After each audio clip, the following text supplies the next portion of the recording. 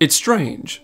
While history ever seems to repeat itself, there are small ways in which these strands of time can be altered, creating the same end as before, but through different means.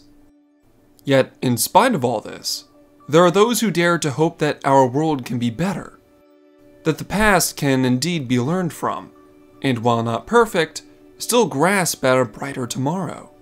To this end, there is a civilization of people that famously say they've turned sand into gold, transforming the worst of an end into a brilliant new start. Gather around, my friends, and today we'll come together and understand the rich yet bloody history of Ul'dah. To truly understand the foundations of Ul'dah, we need to go back in time to the 5th Astral Era, to the thriving civilization of Mach, and how their black magic had a hand in causing the 6th Umbral Calamity. Even though black and white magic were both in large part to blame for the calamity, any kind of spellcaster was now seen as a threat to society in the early years of the 6th Umbral Era. If you were accused of being a mage in any capacity, you were stoned to death. And if you were foolish enough to use magic to defend yourself, you were attacked even more violently. The only mages to survive these fanatics were those who were already masters of their own powers. Black mages did indeed survive the fall of Mach, but given their history, they would never be welcomed back into the arms of other civilizations. Eventually, the floods receded and the 6th Calamity gave way to the 6th Astral Era. The early years of this age was a time where most of the world's cultures were spending their days trying to pick up the pieces of what their civilizations were and put their lives back together. Everyone but the mages. If you were a blatant magic user during this time, you likely lived on the outskirts of towns and cities as a reclusive wizard or witch that everyone tried to avoid.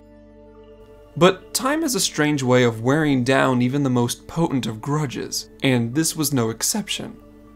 It took about several hundred years, but eventually people began to forget their hatred for magic, as those who were raised to despise mages had already become a distant memory.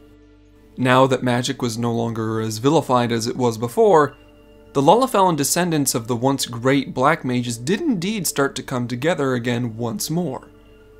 But their magic wasn't nearly as potent as it was before. This was because all the original black mages either died or failed to pass down their teachings properly.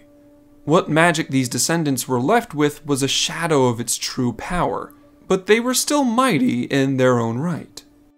These mages began to come together halfway through the 6th Astral Era, and after pooling all of their knowledge and resources together, they traveled south, using their magic to discover a massive reservoir of water in the arid deserts of Thanalan. It was here that they would settle down and begin building a town that, in the year 737, would eventually evolve into the city-state of Belah. Using the knowledge passed down from Mach, Belah was able to make a lot of progress in its early years, becoming prosperous and rooted in arcane theory. In fact, they established themselves so quickly that when a Hyur warchief named Albin the Ashen tried to raid Belah in the year 755, he and his warriors were absolutely decimated. The young nation of Belah proved their connections to Mach by showing that this young city-state refused to be bullied by what they saw as fools and weaklings. And from this point on, Belah would thrive for more than 100 years. They only saw actual strife when their Sultan, Lalafuto III, vanished out of thin air. The throne was empty for 2 years as their nation searched everywhere for their king, but eventually they gave up the ghost, and his wife, Memeto, was crowned the Sultana so that Belah's prosperity could continue. This nation was so successful in its development that envoys from old Sharlayan sailed south to meet with Belah's royalty in the year 876. In truth, the Sharlayan diplomats that sailed southward saw the starting years of the pirate state of Limsa. They saw the wreckage of the Galadian while sailing past Vilbrand and offered help, but the early Lominzans told them to piss off, so they continued to Belah as planned. Meetings between Sharlayan and the Sultan went over extremely well. So well that their nation would serve as a testing ground for the 6th Astral Era's first attempt at international aetherite travel. In the year 902, an agreement was signed with Old Sharlayan, allowing them to create and tax the first aetherite network. It was here in Thanalan that the reemergence of international teleportation magic made its debut, and the mages of Belah began to use the aethernet to teleport between their various towns as well as their capital.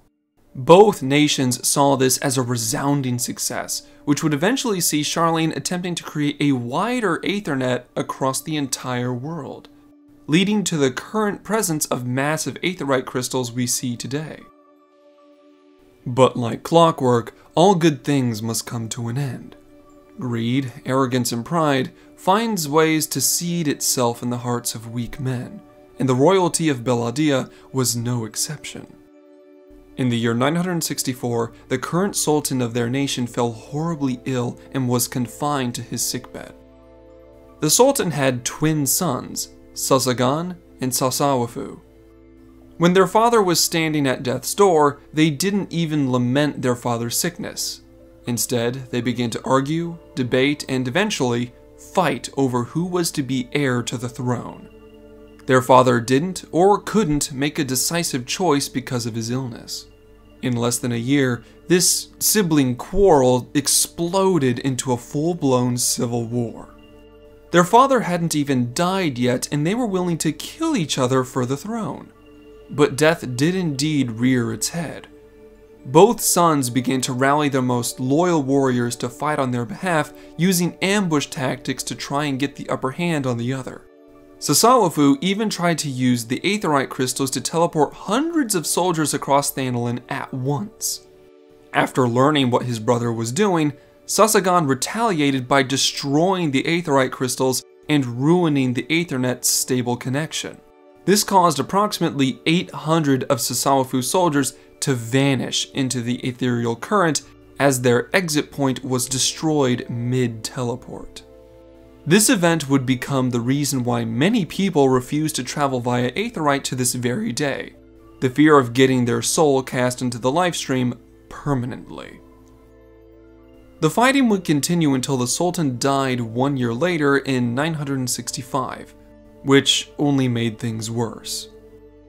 Old Sharlayan had been observing this growing conflict and chose to withdraw all of their researchers and ambassadors in the same year. This marked the last time Old Sharlayan would work this closely with an Eorzean nation for hundreds of years.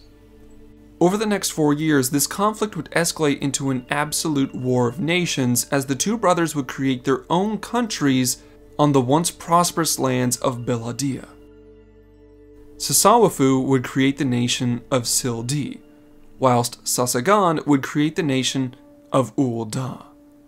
Indeed, the origins of Ul'dah is a direct result of a power struggle that saw thousands of innocent lives caught in the middle.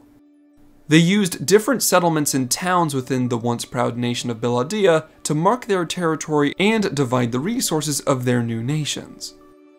Once boundaries were established, the two city-states began to calm down, if only slightly. Ul'dah and Ul'dah would have minor skirmishes and brawls for nearly 2 more years as they tried to develop independently of each other, both believing that they alone had the right to rule over the entirety of Thanalan, even after the twin brothers had passed away. This shaky idea of peace would eventually break in the year 1159, when a drought began to starve both nations of water.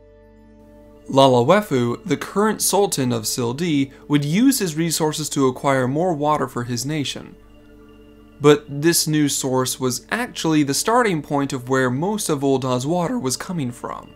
Sasawetu was called the King of Springs by his people, but Ul'dah saw this as an attack and was prepared to reignite their war all over again. The drought would continue off and on for a couple decades into the year 1177. Where Sasawetu, the King of Springs, would eventually fall ill. This encouraged Ul'dah to act, as they organized their military to march on Ul'dah and take back the original source of their water. However, Sildee wouldn't make it easy for them, and mobilized their own army to meet them on the fields of war. For years, neither nation could achieve a decisive victory over the other.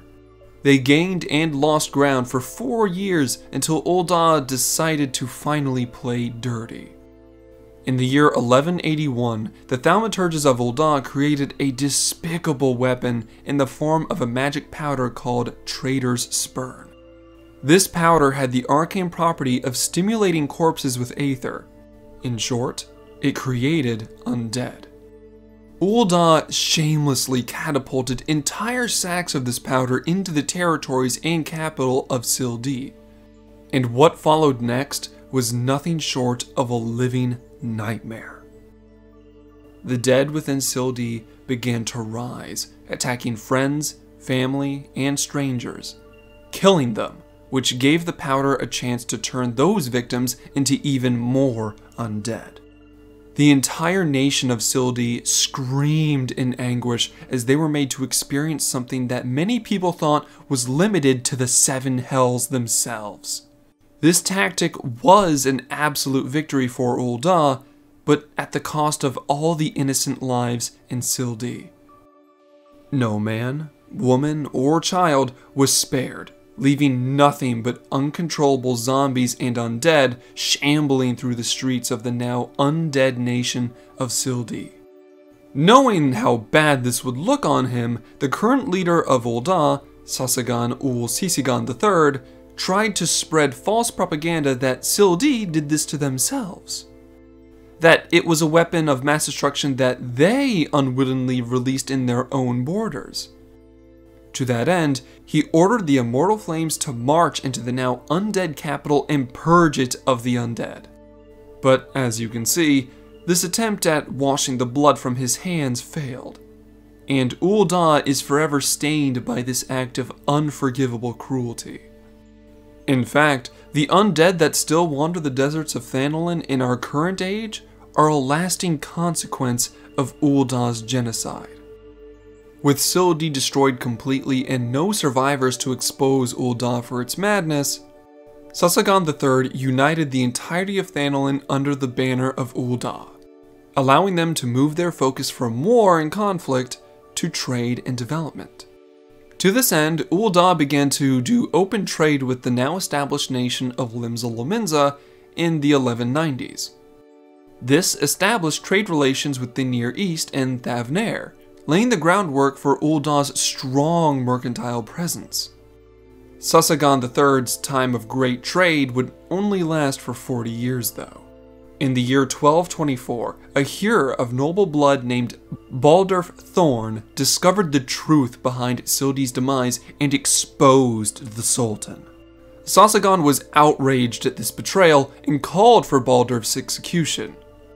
But after realizing the truth behind this atrocity, not a single person in Ul'dah defended him.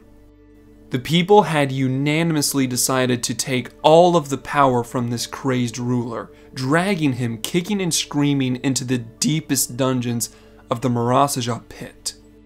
Some say he was left there to rot like the monsters he created. Others say he was exiled into the zombie-infested lands where he was ripped apart by the very weapon he made. All that is known for certain is that Sasagan III was never seen again. The bloodline of Ul was spoiled by his actions, and nobody wanted to see a Lalafell of his lineage on the throne. But Baldurf Thorne, the noble that exposed all of this, was well loved and respected by the upper and lower class of Ul'dah. They asked Baldurf to ascend the throne, which he refused at first. But eventually, he accepted their trust. Thus, Baldurf was crowned Sultan of Ul'dah, marking the first time that a Hur was made ruler of the city-state.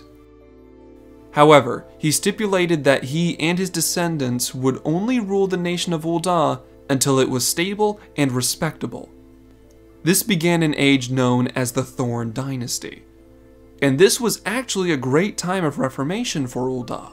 Baldurf eventually learned that the powder called Traitor's Spurn was actually still in Ul'dah's care, as well as the way to make more of it. He never allowed this knowledge to escape in fear of someone abusing this substance just like Sasagan III. But why wasn't it destroyed along with the recipe? No one knows. In fact, even I don't know where they truly keep the traitor's spurn anymore. It is one of Ul'dah's most protected secrets. Though something Baldurf wouldn't keep secret was the truth of Sildee. So he established an organization known as the Arbiters of Truth. The Arbiters were responsible for not only keeping the knowledge of Sildee's destruction alive, but also were charged with preserving whatever magic, culture, and history Sildee had. This in no way saved Ul'dah from its crimes against nature, but they were at least looking their sins in the eye instead of hiding from them.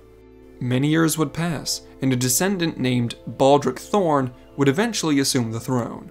But in the year 1267, his daughter, Edvia, would disappear.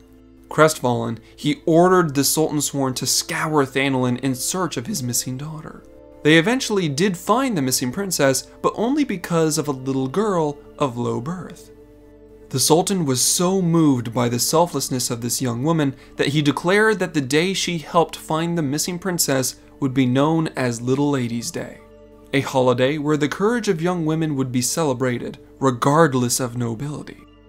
The essence of this holiday actually persists to this very day. Though in the year 1270, the leadership of Ul'dah made the dramatic choice to move all of their resources, businesses, and structures to the ruins of Sildee's capital. Some thought this was in poor taste, and that they were spitting on the memories of Sildee's pain. But others saw this as a chance to merge the two capitals back into one city, just like the days of Beladia. So it was that Sildee's remains would become the new capital of Ul'dah, evolving into the city-state we see it as today. If you're blessed by the Echo and just so happen to possess the power of transcendent time, there are some places in the capital I'd recommend against going. The aether is dense in these locations, and I can still hear the harrowing screams of Sildee's people, begging for salvation from the undead plague, something they'd never lived to see. But, my ruminations aside, it was in the year 1353 that waves of undead that had been dormant began escaping from the sewers of the new capital, threatening everyone. To answer this, the current Sultan enlisted the help of the Ul'dah due to their potency with fire magic. Normally, the Beast Tribe would ignore the offer, but they see the deserts of Thanalan as sacred land, and the presence of undeath as a cancer upon their sands to be burned out. So they did assist Ul'dah in purging whatever undead was left in the ruins and sewers of Sildee. It wouldn't be until the year 1355, but Ul'dah now had a thriving capital, stable economy, and multiple checks and balances in place to prevent similar atrocities in the future, meaning that the stipulation of the Thorn dynasty had finally came into effect. The Heir that had been heir to the throne willingly released power of the crown back to the Lalafell, and the line of Ul was allowed to resume its leadership of Ul'dah once more. The new line of Ul continued the work that the Thorn dynasty had started, encouraging trade with their neighbors and becoming a seat of commerce in the world. But as the years passed, the Sultanate realized that the merchants and guilds were gaining more power than the leadership of their country. This overly successful boom in trade meant that there were some men and women that were becoming more wealthy and influential than the Sultan themselves. But there was a response to this. In the year 1401, the leadership established a group called the Syndicate.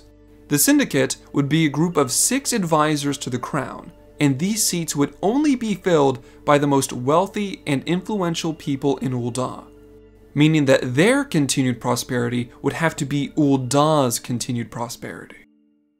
And as time passed, the Syndicate would become the primary governing body of Ul'dah, and its influence can still be felt to this day. But where does that leave Ul'dah now? And what events toward the end of the 6th Astral Era would help shape the city-state into what we see it as today? We'll address those questions at a later date. For now, we must be satisfied with knowing the complete history of Ul'dah, from its black magic roots all the way up to its financially driven government. As dark as its past is, no one can deny the success that is the current state of Ul'dah. They are one of the greatest trade centers in the world and boast ancient knowledge of magic and history. While the atrocities of Sildee will likely never be entirely forgiven, many leaders of Ul'dah have dared to dream of a better future. For not only her people, but that of our entire star. They truly believe that given time, sand can be turned into gold for the enrichment of all. But we'll discuss this later. And until that day comes, stay safe, my friends.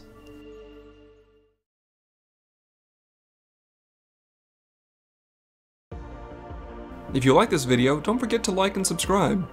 Big shout out to my patrons, Rovakis, Monsolo97, Potato, Runatir, The Yellow Couch, Valen, Papaya Cyan, and Vavala Soma. If you want to see more lore content in the future, share this with your friends. My dream is to share as much as I find with as many people as possible. And if you do end up helping me, thank you so much in advance. And have a wonderful day.